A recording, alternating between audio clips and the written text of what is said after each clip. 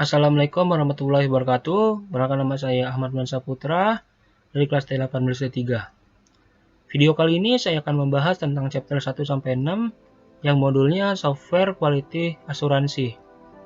Dosen pengampunya yaitu Bapak Ahmad Fauzi MPD. Mata kuliahnya adalah Penjaminan Kualitas Software. Chapter 1-6. 1. The Software Quality Challenge. Yang kedua adalah Software Quality Asuransi. Yang ketiga adalah Software Quality Factor. Yang keempat adalah The Component of the Software Quality Assurance System. Yang kelima adalah Contract Review. Yang keenam adalah Development and Quality Plans. Chapter 1. The Software Quality Challenge, atau juga disebut dengan kualitas perangkat lunak. Perbedaan antara produk perangkat lunak termasuk firmware dan produk industri. Ciri produk perangkat lunak dan produk industri. Yang pertama adalah kompleksitas produk. Produk perangkat lunak, produk sangat kompleks atau rumit sehingga memungkinkan banyak mode operasional. Produk industri tingkat kerumitan jauh lebih rendah sehingga hanya memungkinkan beberapa mode operasional. Yang kedua adalah visibilitas produk. Produk perangkat lunak, produk yang tidak terlihat sehingga sulit untuk mendeteksi cacat atau bug secara kasat mata. Produk industri, produk yang terlihat memungkinkan deteksi cacat yang efektif dengan melihat. Yang ketiga adalah pengembangan dan proses produksi. Produk perangkat lunak, peluang untuk mendeteksi cacat muncul hanya dalam satu fase, yaitu pengembangan produk. Produk industri, peluang untuk mendeteksi cacat muncul di semua fase pengembangan ataupun produksi. Di setiap software pasti ada terjadinya bug atau error, dan biasanya itu software itu tidak ada muncul gejala-gejala yang kayak error lah atau apalah yang muncul. Sebenarnya itu sistemnya itu error. Sedangkan produksi industri, misalkan suatu perusahaan memproduksi pelek ban. Nah, pelek bannya itu penyok. Nah, jika penyok itu dinamakan cacat produksi dan tidak bisa dijual. Keunikan proses pengembangan perangkat lunak. Yang pertama adalah kompleksitas tinggi dibandingkan dengan produk industri lainnya. Yang kedua adalah ketidaktampakan produk. Yang ketiga adalah peluang untuk mendeteksi cacat atau bug terbatas hanya pada fase pengembangan produk perangkat lunak saja. Pengembangan perangkat lunak. Siswa dan mahasiswa mengembangkan perangkat lunak sebagai bagian dari pendidikan mereka. Kedua ada programmer amatir mengembangkan perangkat lunak sebagai hobi. Ketiga adalah profesional di bidang teknik, ekonomi, dan manajemen, dan di bidang lainnya mengembangkan perangkat lunak untuk membantu mereka dalam pekerjaan mereka untuk melakukan perhitungan, meringkas kegiatan penelitian dan survei dan sebagainya. Jadi perangkat lunak itu dibutuhkan oleh siswa, mahasiswa, dan programmer dan profesional dan orang profesional untuk membantu aktivitasnya. Lingkungan metode SQI yang dikembangkan. Yang pertama adalah kondisi kontrak dan komitmen yang menentukan isi dan jadwal. Yang kedua adalah kondisi hubungan pelanggan dan pemasok yang diwujudkan dengan kebutuhan konsultasi dengan pelanggan dan memperoleh persetujuan. Yang ketiga adalah persyaratan kerja tim. Yang keempat adalah perlu kerjasama dan koordinasi dengan tim mengembangkan perangkat lunak dan perangkat keras lainnya baik internal maupun eksternal. Yang kelima adalah kebutuhan untuk antarmuka dengan sistem perangkat lunak lain. Chapter 2. Software Quality Asuransi, jaminan kualitas perangkat lunak. Penjelasan perangkat lunak. Perangkat lunak adalah komputer program, prosedur, dokumentasi yang memungkinkan terkait dan data yang berkaitan dengan pengoperasian sistem komputer. Sebuah perangkat lunak mengandung 4 komponen, yaitu pertama program komputer, yang kedua prosedur, yang ketiga dokumentasi, yang keempat data yang diperlukan untuk operasi sistem perangkat lunak.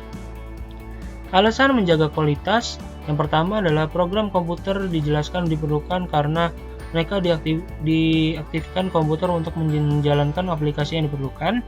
Yang kedua adalah prosedur yang diperlukan untuk menentukan urutan dan jadwal program yang dilakukan serta metode yang digunakan. Yang ketiga adalah berbagai jenis dokumentasi yang diperlukan untuk mengembang, penggunaan, dan personil pemeliharaan memungkinkan efisiensi, kerjasama, dan koordinasi antara anggota tim. Klasifikasi penyebab kesalahan perangkat lunak. Kesalahan perangkat lunak adalah penyebab kualitas perangkat lunak yang buruk. Penting untuk menyelidiki penyebab kesalahan ini. Untuk pencegahan, sebuah kesalahan perangkat lunak dapat berupa kesalahan kode, kesalahan prosedur, kesalahan dokumentasi, atau kesalahan pada perangkat lunak. Persyaratan yang salah. Keliruan definisi persyaratan yang pertama. Yang kedua adalah tidak adanya persyaratan penting. Yang ketiga adalah definisi lengkap persyaratan. Yang keempat adalah pencantuman persyaratan yang tidak perlu. Kekeliruan definisinya atau isi dari persyaratannya. Yang kedua itu tidak adanya persyaratan penting untuk membangun suatu program. Terus definisi lengkap persyaratan yang lengkap apa saja yang kebutuhannya. Yang keempat itu pencantuman persyaratan yang tidak perlu, yaitu mencantumkan data-data yang tidak penting di suatu persyaratan. Kegagalan komunikasi klien. Yang pertama adalah kesalahan pahaman instruksi klien, yang kedua adalah kesalahan paham dari kebutuhan klien, yang ketiga adalah kesalahpahaman tanggapan klien terhadap masalah desain dikirim oleh pengembang. Yang keempat adalah kurangnya perhatian terhadap pesan klien mengacu pada perubahan persyaratan dan tanggapan klien terhadap pertanyaan yang diajukan oleh pengembang dari pihak pengembang. Penyimpangan yang sengaja dari persyaratan perangkat lunak. Yang pertama adalah modul digunakan ulang mengembang perangkat lunak yang diambil dari proyek sebelum tanpa analisis. Yang kedua adalah karena tekanan waktu atau anggaran pengembang memutuskan untuk mengambil commit dari fungsi diperlukan dalam upaya untuk mengatasi tekanan ini. Kekurangan dari proses pengujian. Yang pertama itu adalah rencana uji lengkap meninggalkan bagian yang tidak diobjekti perangkat lunak atau fungsi aplikasi dan status sistem. Yang kedua adalah kegagalan untuk dokumen dan laporan terdeteksi kesalahan dan kesalahan. Kesalahan prosedur. Prosedur yang mengarahkan penggunaan sehubungan dengan aktivitas yang diperlukan setiap langkah proses.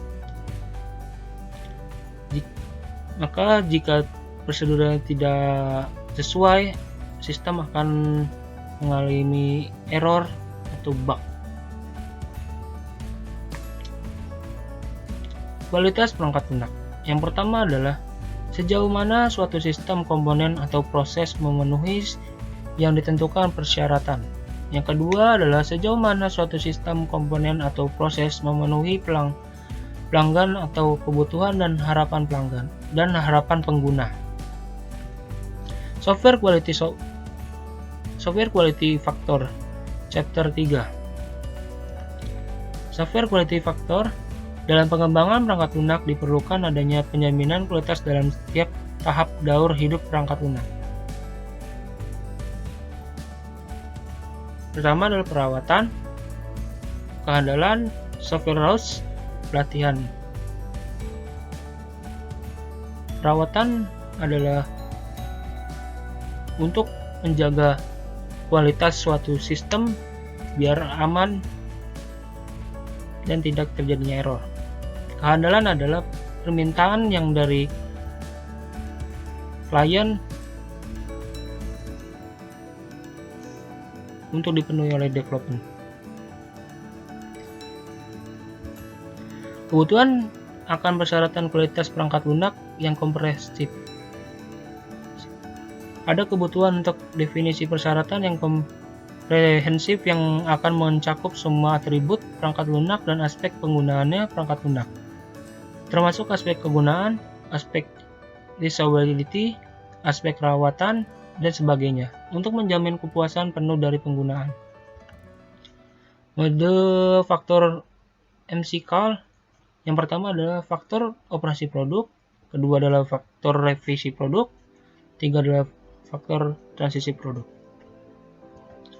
Faktor kualitas perangkat lunak operasi produk yang pertama adalah ketepatan, kedua keandalan, ketiga efisiensi, keempat integritas, kelima kegunaan.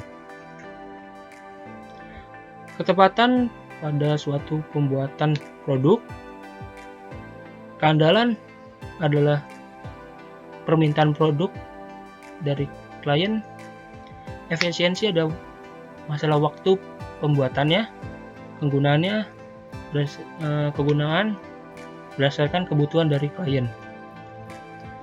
Faktor revisi produk yang pertama adalah pemeliharaan, dua fleksibilitas, yang ketiga adalah kemampuan untuk diuji. Chapter 4, The Component of the Software Quality Assurance the System. Komponen sistem jaminan perangkat lunak. Komponen pra-proyek. Untuk memastikan bahwa komitmen proyek yang telah ditetapkan secara memadai dengan mempertimbangkan sumber daya yang dibutuhkan, jadwal dan anggaran dan rencana pengembangan dan kualitas yang telah ditentukan dengan benar. Komponen SQA yang termasuk di sini dimaksudkan untuk meningkatkan langkah-langkah persiapan yang diambil sebelum memulai pekerjaan pada proyek itu sendiri. Komponen siklus hidup proyek perangkat lunak. Ulasan pada suatu proyek, pendapat ahli tentang proyek tersebut, pengujian perangkat lunak jika perangkat lunaknya sudah jadi. Yang keempat adalah pemeliharaan perangkat lunak. Jika perangkat lunak sudah jadi, ada pemeliharaan perangkat lunak. Yang kelima yaitu jaminan kualitas pekerja eksternal. Manajemen komponen SQI. Komponen SQI manajerial pendukung kontrol manajerial proyek pengembangan perangkat lunak dan layanan pemeliharaan. Komponen kontrol meliputi yang pertama yaitu kontrol kemajuan proyek, yang kedua adalah pengukuran kualitas perangkat lunak, yang ketiga adalah biaya kualitas perangkat lunak. Peran manajemen dalam SQI yang pertama adalah tindakan lanjut yang efektif dalam mengimplementasikan kebijakan yang mutu. Yang kedua adalah alokasi sumber daya yang cukup untuk menerapkan kebijakan mutu. Yang ketiga adalah menugaskan staf yang memadai. Yang keempat adalah tindak lanjut kepatuhan prosedur menjaminan mutu. Keempat adalah anggaran dan hubungan pelanggan. Chapter 5 adalah kontrak review atau perjanjian kontrak atau peninjauan kontrak. Proses peninjauan kontrak dan tahapannya, beberapa situasi dapat menyebabkan perusahaan perangkat lunak pemasok untuk menandatangani kontrak dengan pelanggan. Yang pertama adalah partisipasi dalam tender, yang kedua adalah menerima pesan dari pelanggan perusahaan, yang ketiga adalah pengujian proposal sesuai dengan RVP pelanggan. Yang keempat adalah menerima permintaan internal atau pesan dari departemen lain dalam organisasi. Tahapan proses pertinjauan kontrak. Proses pertinjauan kontrak yang pertama adalah tinjauan draft proposal, yang kedua adalah tinjauan draft kontrak. Tujuan peninjauan kontrak. Tujuan dari draft review proposal adalah untuk memastikan bahwa kegiatan berikut telah dilaksanakan dengan memuaskan. Yang pertama adalah persyaratan pelanggaran telah diklarifikasi dan didokumentasikan. Yang kedua adalah pendekatan alternatif untuk melaksanakan proyek telah diperiksa. Yang ketiga adalah aspek formal dari hubungan antara pelanggan dan perusahaan perangkat lunak yang telah ditentukan. Yang keempat adalah identifikasi risiko pembangunan. Yang kelima adalah estimasi yang memadai dari sumber daya proyek dan jadwal. Yang keenam adalah pemeriksaan kapasitas perusahaan yang sehubungan dengan proyek. Tujuan peninjauan draft kontrak. 3. Tujuan draft kontrak yang memastikan berikut telah dilaksanakan dengan memuaskan. Yang pertama adalah Tidak ada masalah yang tidak dapat diklasifikasi tetap ada dalam draft kontrak. Yang kedua adalah semua pemahaman yang dicapai pada proposal didokumentasikan dengan benar. Yang ketiga adalah tidak ada perubahan, penambahan, atau kelalaian baru yang telah memasuki draft kontrak. Langkah-langkah yang direkomendasikan dalam ulasan kontrak utama adalah yang pertama aja itu tinjauan kontrak harus dijadwalkan. Yang kedua, sebuah tim harus melakukan tinjauan kontrak. Yang ketiga adalah seorang pemimpin tim harus ditunjuk. Chapter 6, Development and Quality Plans, atau rancangan pengembangan dan kualitas. Rancangan pengembangan dan tujuan rencana mutu. Yang pertama adalah menjadwalkan kegiatan pengembangan. Yang kedua, merekrut anggota dan mengalokasikan sumber daya pengembangan. Yang ketiga, menyelesaikan risiko bangunan. Yang keempat, melaksanakan kegiatan SKIA yang diperlukan. Yang kelima adalah menyediakan manajemen dengan data yang dibutuhkan untuk pengendalian proyek. Rencana pengembangan dan rencana kualitas untuk proyek kecil diperlukan prosedur khusus. Prosedur ini menentukan cara merawat proyek yang bersangkutan sehubungan dengan rencananya. Satu adalah kasus atau situasi di mana pengembangan maupun rencana mutu itu tidak diperlukan. Yang tiga adalah kasus atau situasi yang dimana keputusan yang untuk menyiapkan rencana diserahkan kepada pemimpin proyek. Rencana pengembangan dan rencana kualitas untuk proyek internal. Proyek internal adalah proyek yang dimaksudkan untuk digunakan oleh departemen lain dalam organisasi atau oleh seluruh organisasi, serta proyek-proyek yang berhubungan dengan pengembangan paket perangkat lunak untuk pasar perangkat lunak. Umumnya untuk semua jenis proyek ini adalah kenyataan bahwa tidak ada badan eksternal yang berpartisipasi sebagai pelanggan dalam pengembangan. Proyek internal biasanya berskala menengah atau besar, namun bahkan dalam kasus-kasus ini adalah kecenderungan untuk menghindari penyusunan rencana pengembangan dan kualitas yang memadai. Oke, cukup sekian dari pembahasan chapter 1 sampai 6. Kurang lebihnya mohon maaf. Wabillahi taufiq wal hidayah. Wassalamualaikum warahmatullahi wabarakatuh.